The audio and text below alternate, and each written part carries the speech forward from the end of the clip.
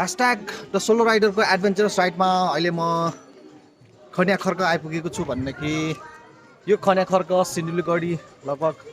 2 kilometre हो र यहाँ साइडमा तपाईँले पछाडि देख्दै हुनुहुन्छ जुनारको अथवा सुन्तलाको पसलहरू र अब यहाँसम्म आइपुग्नको लागि घरदेखि धुलीखेलबाट हामी सिन्धुली बडीवासको हाइवे हुँदै बिपी हाइवे हुँदै आउँदाखेरि यहाँसम्म आइपुग्नको लागि लगभग 115 किलोमिटर रनिङ टाइम छ 8 घन्टामा लगभग यहाँ आइपुगेको छु भन्दाखेरि टोटल ट्राभल टाइम चाहिँ बिहान 5 बजेदेखि सुरु गरेको राइड आज अहिले यहाँ ठ्याक्क 4 बजे आइपुग्दाखेरि लगभग 11 घन्टामा ट्राभल टाइम 11 घन्टामा चाहिँ यहाँ खनिया खर्क आइपुगेको छु भन्दाखेरि र आजको सेड्युल अनुसार सिन्धुली गढी जाने प्लान थियो तर सिन्धुली गढी चाहिँ ओपनिङ टाइम भनेको बिहान 10 बजेदेखि बेलुका 7-4 बजीसम्म हुने भएको हुँदाखेरि आज जानु पाइएन। त्यही भएर आजको बसाइ यही खनिया खर्क र भोलि बिहान हामी सिन्धुली गढी हुँदै जनकपुरसम्म जाँदैछौँ र यो सिन्धुली बडीवासको रोड एकदम नानु हो कि बाबु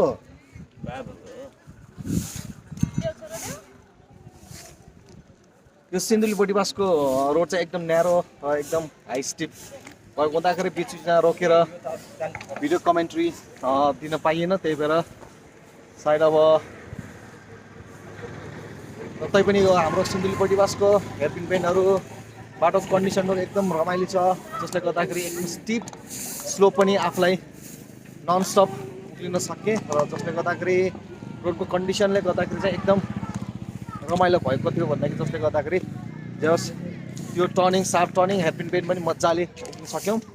र हाम्रो सिन्धुली बडीवासको रोड कस्तो छ अब एकचोटि हेर्नु होला अब अहिले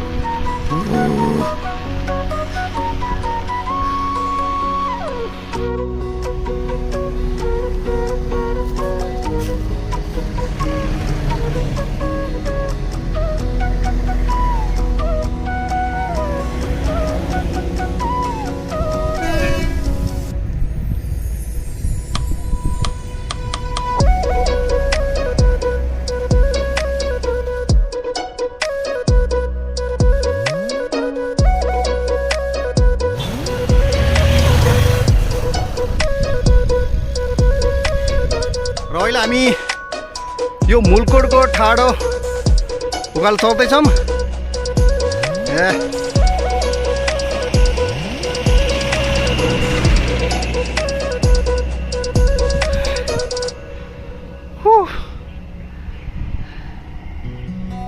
अहिले हामी रिठ्ठे भिरमा राखेको यो ऐनाहरू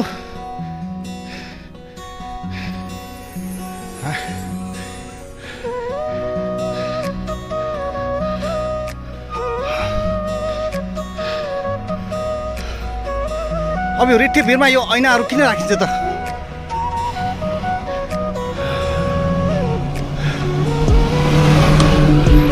वाह, म देखिसक्यो देख्दैन।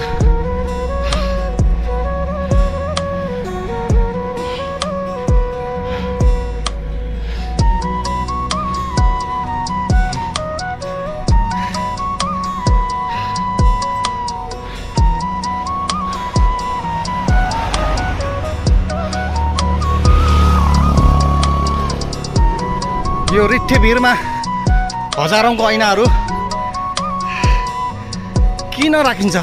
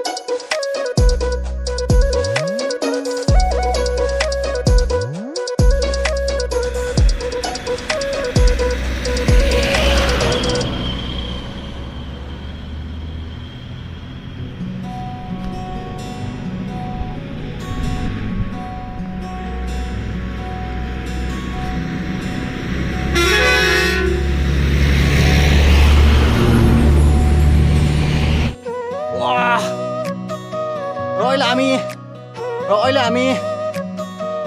सिन्धुली गढी पुग्न लगभग फेरि अझै 10 किलोमिटर बाँकी रहेको छ भन्दाखेरि अहिले यो बेन्डहरू कस्तो रमाइलो